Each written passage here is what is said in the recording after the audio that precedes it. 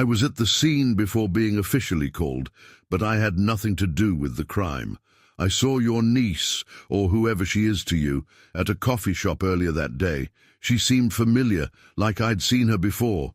Dream, fantasy, this strange reality. It all blends. But I have a great memory. I never forget a face. He let his words hang in the air, watching LaChapelle's reaction with both caution and interest. LaChapelle narrowed her eyes, showing her doubt. The air was tense, filled with both attraction and challenge. "So, what made you think you'd seen my niece before?" she asked, her voice low and searching, her gaze fixed on him as if she could read his every move. "We're succubi, detective, not human." Her words felt like a challenge, making the air heavy with doubt and anticipation. Both of them were caught up in mysteries that tied their fates together. They didn't fully trust each other, but couldn't break the strong connection between them. "I can't fully explain it," Chance said, his tone softer, "but your niece gives off something special. Her eyes, they're unforgettable. She has a warmth that draws people in. That's why I had to ask if we'd met before. It felt impossible that we hadn't. When I asked her, she seemed surprised. For a moment I saw her vulnerability. She denied knowing me, grabbed her baby boy, and rushed out of the coffee shop, leaving her purse and half-finished coffee behind. The cashier called after her, but she didn't look back. That's when I realized she was running from something, and I wondered if it was me. The memories stayed with them, adding to the sense of mystery and longing. LaChapelle and Fate sat in silence, the puzzle of Valentina becoming more complicated. "So, what happened next?" LaChapelle asked, her curiosity clear as they settled into bed. Their quiet moment showed each was lost in thought but still closely connected. "I didn't know this was an interrogation.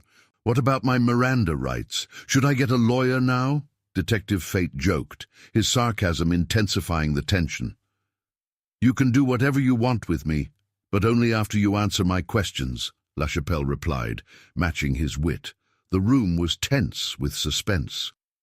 "You should have said that sooner," Chance said with a small smile. "I did the right thing. I returned Valentina's purse, her son's diaper bag, and the caramel macchiato she left.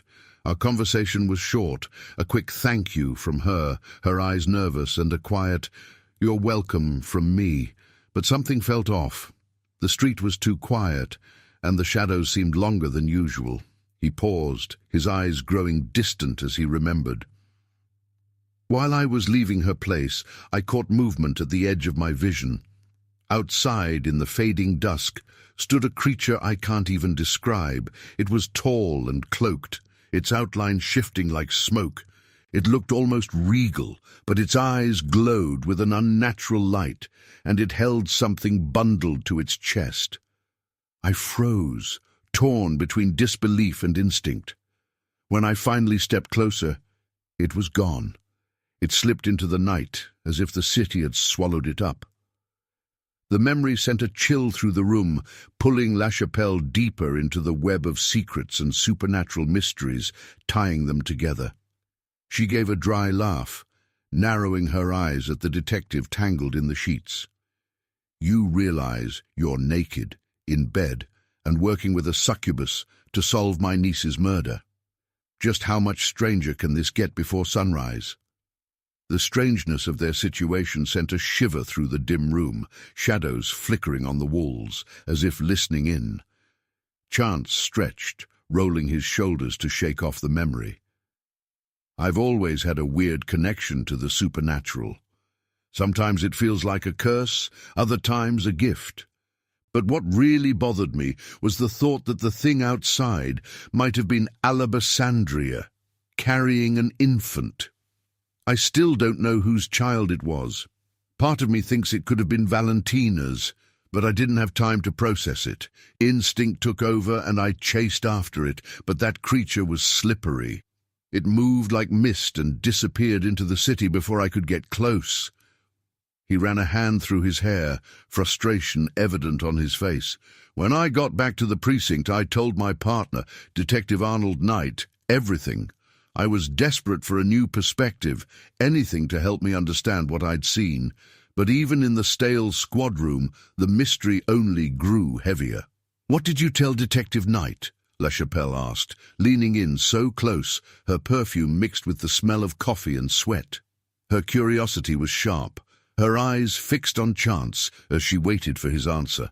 "Not much," Chance admitted, his voice dropping to a frustrated murmur. "I told him I'd seen your niece. This time she was real, not just a dream. I tried to explain the chase, how I went after Alabasandria right outside Valentina's place.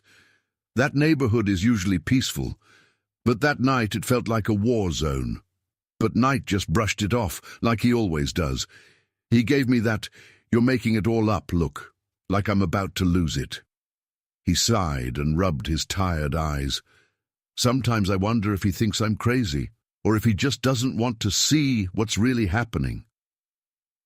"Do you think your partner could do something like this?"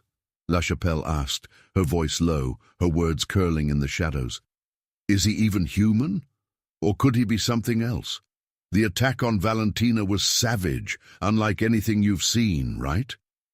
She watched Chance closely, searching his eyes for any sign of doubt or fear, weighing each hesitation and answer. "Absolutely," Chance replied right away. "Directly or indirectly, Knight's capable of anything. He doesn't play by the rules. I'm supposed to follow his lead and do what he says, no questions. When things get tough, he tells me to stay in the car. He never calls for backup. Says he never needs it." Chance's jaw clenched, a muscle twitching in his cheek. "He's got a darkness to him. I can't say what he is, but I know he's not like anyone I've ever worked with before." "I don't need help. I work alone," Chance said, mimicking a gruff, mocking tone of Knight. "Been at this longer than most. I know how to handle myself. Don't need a rookie slowing me down." The words echoed in the dim room, showing a man who thrived on solitude and secrets, his arrogance acting as a shield against the world. "Detective Knight gives me chills," LaChapelle murmured, her voice barely above a whisper as she leaned in, shadows flickering across her cheekbones. "If I were you, I'd be careful. Trust your instincts. Don't rely on anyone in that precinct, especially not him." Her words hung in the air like a curse, the warning of someone who had survived too many betrayals to ignore her instincts. The room was silent, except for the slow, steady rhythm of their breathing, two allies on the edge of something terrible. Chance leaned back against the headboard and smirked, his relaxed manner a contrast to her seriousness. "Now that you know what I know, where do we go from here? Shall we finish what we started?" His voice was playful, a glimmer in his eye suggesting more than just the case. The air between them grew tense, full of unspoken possibilities and his charm. "Are you flirting with me, detective?" LaChapelle replied with a confident smile. Her eyes sparkled with challenge. "You realize I'm a demon, a succubus older than your whole family, right?" Her voice was steady, not afraid of confrontation or intrigue. Their exchange broke the rules, raising the tension between them. "Does it look like I care?" Chance said, a reckless look in his eyes as he pulled a blanket over them, their bodies instinctively coming together under its warmth. He kissed her fiercely, exploring her form. The tension between them filled the air, a mix of desire and danger.